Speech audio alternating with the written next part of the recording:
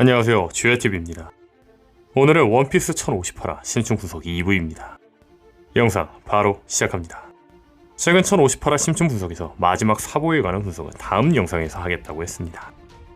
오늘은 사보와 관련된 이야기를 할 텐데 사보에 대한 이야기를 하기 전 잠시 1058에서 몇 가지 더 주목할 부분을 짚고 넘어가겠습니다.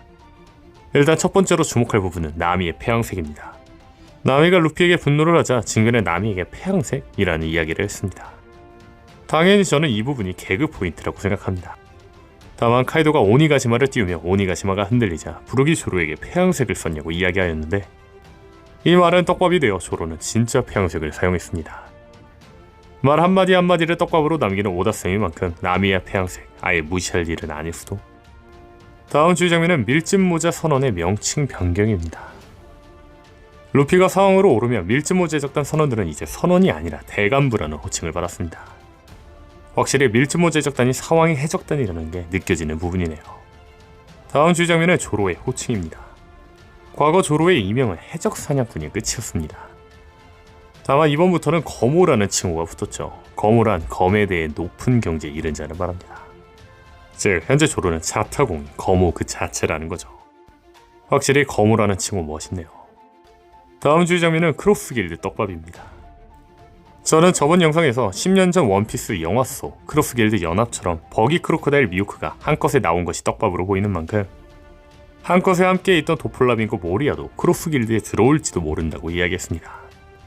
분명한 건 오다쌤은 떡밥을 장면 하나하나에 담습니다. 실례로 25권 표지에서 버기가 사왕처럼 표지에 그려져 있었고 10년 뒤 버기는 진짜 사왕에 올랐습니다.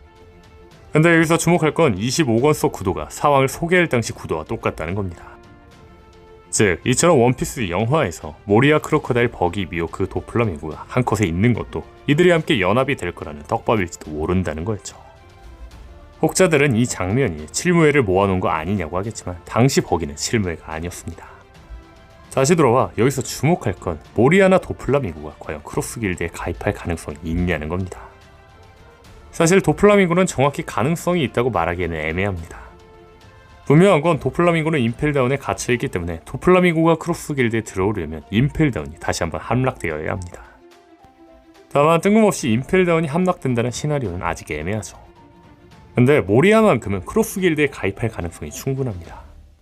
다만 혹자들은 티치가 모리아에게 베에타라고 제의한 만큼 모리아는 제일 가능성이 없지 않냐라고 이야기하실 겁니다. 분명한 건 티치는 모리아에게 자신의 배에 타라고 했죠. 하지만 현재 모리아는 배에 탈 일이 없다고 생각합니다. 그 이유는 모리아는 압살롬을 위해 단신으로 티치의 본거지에 쳐들어왔다는 겁니다. 사실 모리아 혼자 동료인 압살롬을 위해 사왕의 본거지인 기지로 들어왔다는 건 마치 루피 혼자 동료인 로빈을 위해 사왕 티치의 본거지로 온 거나 다름없습니다.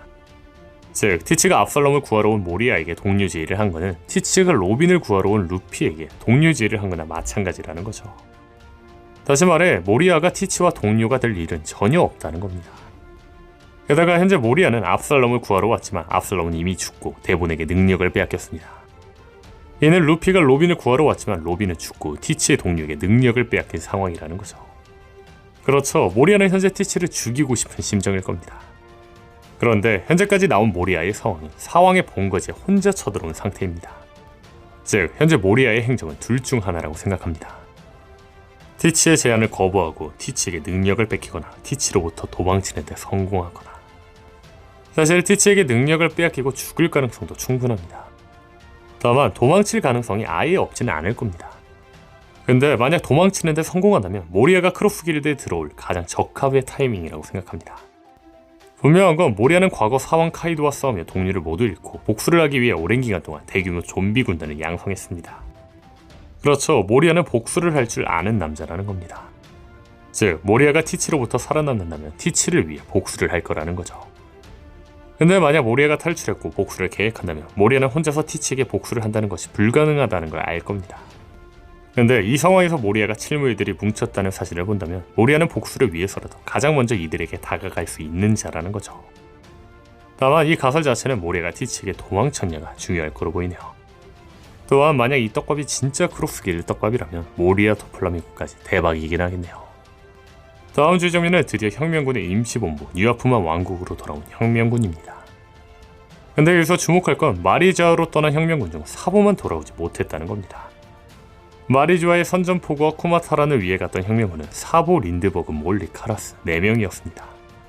다만 유아프 왕국에는 사보를 제외하고 린드버그, 몰리, 카라스만 돌아왔습니다. 현재 카라스가 우리와 헤어진 후의 사건이지만 나는 사보를 믿는다라고 말한 것처럼 사보는 이들과 헤어지고 한 사건에 휘말린 걸로 보이죠. 현재 카라스가 말한 사건은 기사에도 나왔던 코브라 왕을 죽인 사건으로 보입니다. 즉 사보는 몰리, 린드버그, 카라스와 함께 헤어지고 코브라를 살인했다는 거죠. 그렇다면 여기서 주목할 부분, 사보는 진짜 코브라를 죽였을까요? 일단 표면상 사보가 코브라를 죽여야 할 이유는 있다고 생각할 수도 있습니다. 네펠탈리 코브라 가문은 현재 세계 정부를 설립한 20인의 가문 중 하나입니다. 그리고 혁명을 주도하는 혁명군에게 이 세계 정부를 설립한 20인의 가문은 이들에게 가장 적대시하는 자일지도 모릅니다. 다만 여기서 주목할 건 원피스 세계관의 사람들의 생각과는 달리 혁명군의 목적은 세계 정부의 전복이 아닙니다. 코알라는 말하죠. 혁명군이 쓰러뜨리고 싶은 건 세계 정부가 아닌 그걸 지배하는 천룡이니까. 그렇죠. 현재 혁명군은 세계 정부가 나쁘다고 생각하는 게 아니라 세계 정부라는 그늘 밑에서 다른 사람들을 탄압하고 유린하는 천룡인을 나쁘게 생각하는 겁니다. 즉 사람들의 생각과는 달리 사보는 코브라를 죽일 이유가 없다는 겁니다. 만약 사보가 코브라를 죽인다면 그냥 민간인을 죽인 거 그 이상 그 이하도 아니라는 거죠.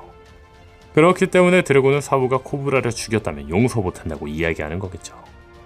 혁명군의 목적은 세계 정부를 만든 가문을 벌하는 게 아니라 현재의 천룡인을 쓰러뜨리려고 하는 거니까요. 그렇다면 여기서 주목할 건 사보는 진짜 코브라를 죽였을까요? 앞서 말한 것처럼 사보는 코브라를 죽일 이유가 없습니다. 그렇죠. 사보가 코브라를 죽인 것은 오해일 확률이 크다는 겁니다. 즉 사보는 혁명군들과 헤어지고 코브라 사망 사건에 휘말리며 사보가 코브라를 죽였다는 오해를 받고 있다는 거죠. 도대체 사보가 왜 오해를 받았는지 어떤 상황이었을지 일단 현재까지 나온 단서들을 통해 가설을 이야기해보겠습니다. 세계 정부의 가면국 왕들이 모이는 레벨리에서 코브라는 오로성에게 면담을 신청했습니다.